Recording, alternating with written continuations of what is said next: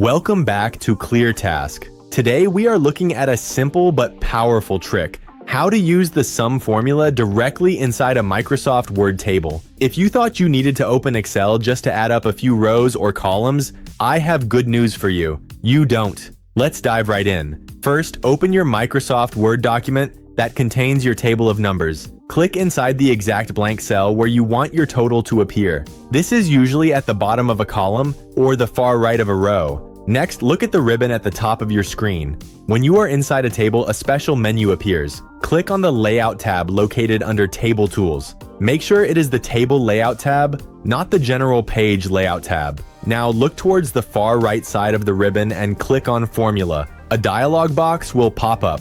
Word is smart and will automatically suggest a formula for you. If your numbers are above the blank cell, the formula will read equals sum, open parenthesis, above, close parenthesis. If your numbers are to the left, it will say left instead of above. Leave the settings as they are and simply click OK. Instantly, your total will appear in the cell. Now, here's a quick ClearTask pro tip.